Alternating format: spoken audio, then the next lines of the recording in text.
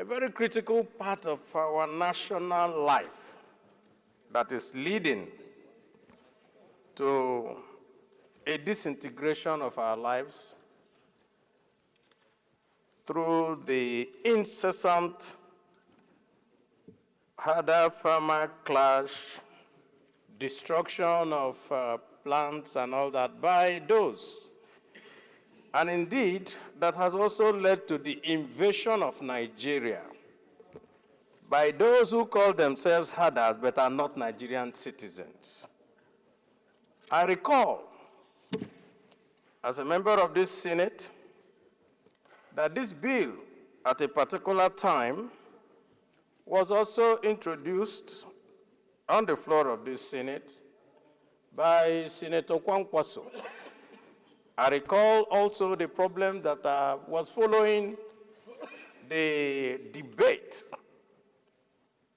and that problem is what we need to tackle if we have to get to the nitty-gritty of this bill. While I agree that now is the time for us to stop open grazing, it also means that this is also the time for us to take another look at the law that makes land to be in the hands of states. Because there's no way you're going to be able to establish a ranch in a state if the state government says that they don't want it. I'm glad that Senator Zam has said that those who are sedentary, in states of origin of the herders, should be able to establish ranches. And of course, he has also given us the costing. But in order to do this, we must go back and look at the law. Because if we don't deal with that law, merely asking people to go, if they want to establish ranch, to now go and talk with those. No one owns land. It's the state governments that own land. That means that even if you agree with the owners or settlers or a community or that, if the state government does not give its consent, then it means that you will not be able to go forward with it. So as we consider this, I also want us to look at the Land Use Act as an impediment to this particular very wonderful bill to ensure that we can get and put to rest this matter of herder-farmer clash. And I can see why. And I want to also recall to all my colleagues that at a particular time, the former governor of Kano State, Ganduje, suggested to everyone that he has enough land in Kano State for all the herders in Nigeria to come and graze. But of course, what happened is that some people are using these herders and all that to destabilize this country.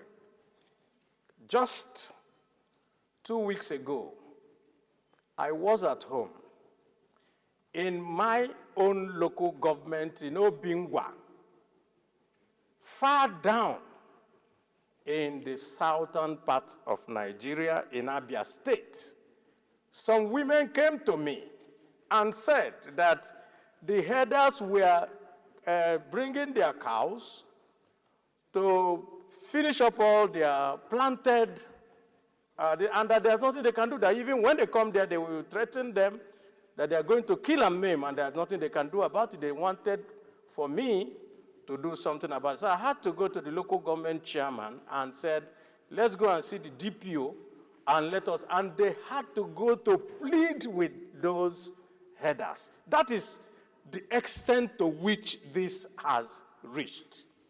Everyone in Nigeria, if you go from the west to the coast, all the way up to the middle belt and you go up to the north, farmers are under threat. And what it has led to is the food crisis that we have today. So I support this bill, and I say, as we consider it, let us also look at all the elements that will make us bring out a bill that will be for the interests of Nigeria. I so support. Bill at this time. Mr. President, you know, about 2 weeks ago, you undo something similar to this in a motion, where we call for a national summit. We all know that this is a national problem. It is not just a state problem. It's a problem that is ravaging all over our nation. And we cannot just sit down as responsible parliamentarians without finding a solution to it. Thank you for your able leadership, sir. First of all, in the north, we used to have a cattle route with open grazing those days. Those cattle routes, they have been taken over by communities. And now, no cattle routes. The cattle, they are all over the place. You will even see them on Abuja Street. You see them all over the place. They enter people's land, farmland and causing problems all over the country. This bill must be allowed to have its place. We are going to consider this bill appropriately. It's not, all states must be ready to have cattle ranch. You know, the last government, they set up something that they called Rugard. And they gave, some states said they wouldn't go with it. And they rejected it. But when this bill is passed into law, by the time we are doing the public hearings, sir, we are going to invite stakeholders all over the country to ensure that we treat this issue as a national problem. So that all these killings going on all over the place in the name of cattle ranching, in the name of kidnapping, we are going to find a solution to it. We cannot continue like this. This is a responsible government. This government has started well. Previous government, they've not been able to find solution to it. I believe the leadership of National Assembly, headed by you, and the leadership of this country, headed by Asiwaju Bola Ahmed Tinubu, will find a solution to this problem. We are going to start with this bill. And we are going to pass it into law by God's grace. Thank you. I will appreciate my colleagues just noting that the issues was discussed just a few weeks ago, and today it has reached the second reading. I think we must be commended. This issue, I believe, if we handle it with all the seriousness that is deserved, we will begin to see respite in the farmers-herders clashes. But distinguished Senate President, please, we should expand the role of the Commission, not only at establishing ranches. There is need for extension services. There is need for bringing better breeds of cattle. An average cattle of a pastoral Fulani man gives you less than 1 liter of milk a day, as against 30 liters of the hybrid cattle. And this must be taken into consideration if we are going to make it a source of livelihood. Because as it is today, it's just a way of life, not necessarily livelihood for these people. So this is highly commendable, sir. And we need to emphasize, apart, what are the conditions that will give private ranching also the help they needed to go ahead. As you know, everybody is trying to run away from government-funded companies because they are not always being very well managed. We need to consider a way and manner for which private ranchers will be access to this commission, and they will get the necessary help for them to expand and establish ranches. Thank you very much, the Senate President. This is a wonderful bill. I hope we live to see it pass into law. Thank you, sir. that before we can go into the clause-by-clause consideration of the bill, that we must have a public hearing. We must bring in all the stakeholders, the Farmers Association, the Mitiala, and then we must bring in the state governments and all the stakeholders so that everybody will have a say. And we must have a holistic discussion on this. And then also, like Senator